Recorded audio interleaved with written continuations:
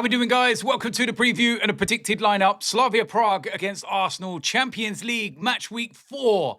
And this is going to be a very interesting game. And the reason why I say it's going to be interesting is because of team selection as to what Mikel Arteta will do with regards to the lineup. And we're going through a bit of an injury crisis at the moment. And I know some people will listen to this and go, what are you moaning for? You've got such a big squad. But it's the fact that we seem to be picking up injuries all in one area, and it's the attacking areas. So, if you get a load of injuries and they're kind of scattered about in different positions, it kind of makes things a little bit easier. But when it all seems to be in one, position, it just makes things a little bit more difficult. But I think this is a game that you look at and you'd say, well, you'd rather be playing Slavia Prague than Bayern Munich, for example, who we have in the next game.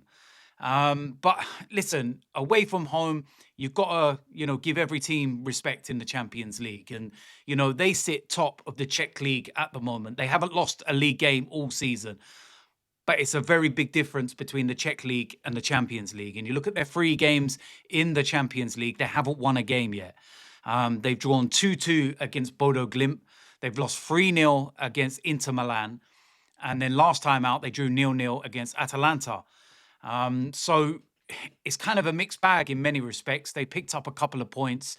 They're sitting 28th in the table, where we're sitting 4th.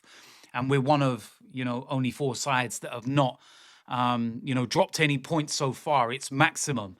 But in terms of those injuries, like I said, Mikel's going to have to be very, very mindful of what he's going to do in this game. We're also missing Zubamendi because he's suspended for this game. And then we've got the situation with Declan Rice. Now, Declan Rice picks up a yellow card in this game. He misses the Bayern Munich game. For me, Declan Rice doesn't start this game. He doesn't play. Absolutely no chance. Now, I do think that Declan Rice is an intelligent person. He is got the capabilities of being able to play this game and not pick up a yellow card.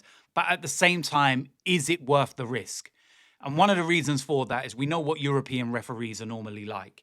Whereas in the Premier League, you might get that first tackle. You might get that one where the referee will just have a little word with you and say, calm yourself down, no more. Where the European referees, they seem to brandish the yellow cards instantly. So I'm very wary of that. And I do look at that and I do think, is it worth the risk? Because we can't afford to not have Declan Rice playing against Bayern Munich, who are one of the informed sides in the whole of Europe. And we know how difficult that game's going to be anyway. So, not having Declan Rice there would be huge. But I've kind of looked at the team selection. I've kind of looked at what Mikel might go with. I've kind of thought a little bit outside of the box. I'll give my reasoning behind some of it. And I think that it's a very strong lineup. At the end of the day, I think that we need to be respectful to Slavia Prague in the fact that they are a side that are capable of getting a result. At home, it's very different to if we were playing at the Emirates. We can't go with a side that maybe we went with against Brighton in the Carabao Cup. We can make some changes, but I feel that we need experience in there. I think we need, the solid players and the foundation and the spine of the team. And then I think, we'll be able to go and get the job done. Sunderland is on the horizon this weekend, and that brings its own test.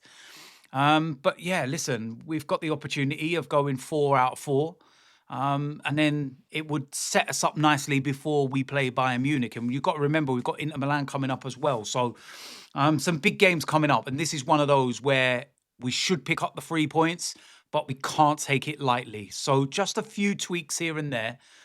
And also remember, this is one of the early kickoffs, so it's 5:45 p.m. kickoff UK time. So yeah, listen, at the end of the day, I think we'll have enough. I think we'll get the job done. And it'd be nice if we can go and, keep another clean sheet, which I believe will be 8 in a row if we do it.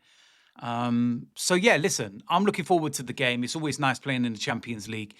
And this is what I would do in terms of the lineup. In goal, David Raya keeps his position. Now, I don't know what's going on in terms of availability with a lot of players. I think that the long-term ones like your Madueke, Odegaard, Havertz, etc., you're not going to see them until after the international break anyway. But when you're looking at the open training session, which was held earlier on this morning, there was no Martinelli, there was no Gyökeres. Kepa wasn't even there. So look, David Raya starts the game. It's that simple. I think Kepa will play Carabao Cup, FA Cup, maybe the odd Premier League game. Who knows? But for this, David Raya goes in goal. Right back, Jurriën Timber. Keeping it very simple, keeping him in there. And I don't think there's an issue. He had a full, rest, or I say a full rest, but near enough a full rest against Brighton in the Carabao Cup. So I've got no issues with this one at all. Right centre back, I will make a change and I'll bring in Christian Mosquera. William Saliba did play at the weekend, but did have that little knock which took him off in the game before. So I would just kind of, manage this one, and I've got no issues. Christian Mosquera coming in. Left centre back will be Gabriel. He stays into the side. He is the leader. He is the man that organises everything in that back line. And it's very, very straightforward and very simple for me. Left back, I'm going to go with Hincapié. Very impressed with what I've seen of him so far. And yeah, I like to see him, in the Champions League and bombing up that left-hand side and, doing what we know he can do. So I think for me, that is the perfect selection. And when you look at that back line, it's got the experience, it's the spine solid, and there's no issues, and it keeps things solid at the back. And if we do that, it allows us the opportunity where we maybe a little bit weaker, shall we say, in attack because of all the injuries, to try and get ourselves a goal and get the job done. Moving into the midfield, sitting just in front, I'm going to go with Christian Norgard. Like I said, no Declan Rice. I wouldn't be risking him and starting him in this game. Martin Zubimendi is suspended for this game, so that rules him out.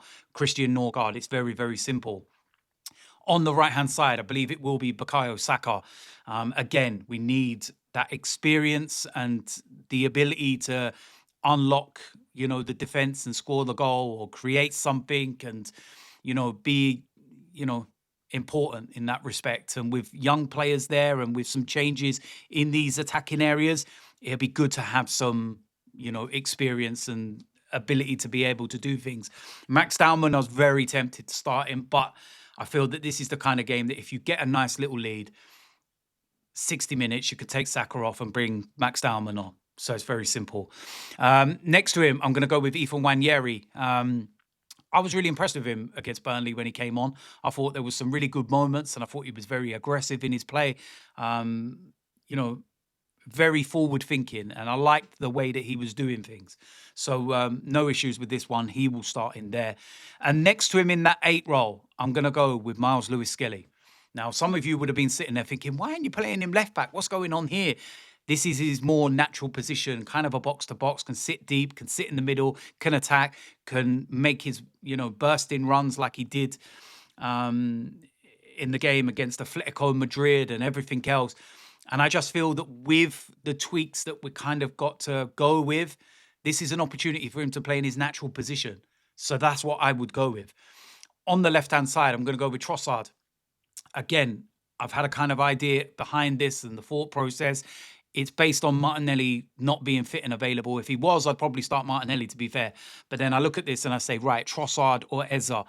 Eza played a lot of minutes in the Carabao Cup game and then at the weekend against Burnley, whereas Trossard got his rest against Brighton in the Carabao Cup and then played at the weekend. So it's kind of rotation, really, and just managing minutes, in the correct way. So I think Trossard's to start this game instead of Eza. And that's the thought process behind it. And then up front as the main striker, Mikel Moreno. And this is based on the fact that there's no Victor Gyökeres, based on, the training and whatever. It might change. He might be available. But yeah, that's what I would go with. I'll play him up front as the striker. I'd like to see a bit more than what I saw against Burnley. He's never going to give you what Victor Gyökeres does. But I just need to see a bit more, the holding up of the ball and the link-up play. There was one moment when Nwaneri had a shot that just went wide, and that actually started from Moreno, and a nice little flick behind when he had the defender, right behind him. So, yeah, listen, I think that's a strong lineup. When you're looking at that lineup, you've got, a solid back line. You've got a spine that's very good. There's a bit of, youth in there as well with Wanyeri and Miles Lewis-Skelly. But you've also got to remember that despite their young age, they've got a lot of experience now, especially Miles Lewis-Skelly. He's a full international now. So we've kind of got to look past the age side of things and say he's a full first team player. Doesn't matter how old he is. And Wanyeri's been around for 4 years or so within the first team. Plenty enough experience. You've got Saka, you've got Moreno, you've got Trossard, plenty of experience and knowledge and ability to score goals. You've got Norgard that brings that experience there. I think that's a good balance. It's got a little bit of everything, and it, should be enough to get the job done. It should be enough. And of course, you can load up the bench. You can put Declan Rice on the bench and the likes of Eza and whatnot, and then see how the game pans out and make changes if necessary. Max Stallman can be there, of course. But yeah, it's kind of needs must. Get the job done, try and get the 3 points, and we move on. So listen, that's it for my predicted lineup. Let me know in the comment section what you think. Do you agree or disagree? Of course, if you're new around there, hit the subscribe button, smash a like on this video, and I will see you lot soon. I'm out of here.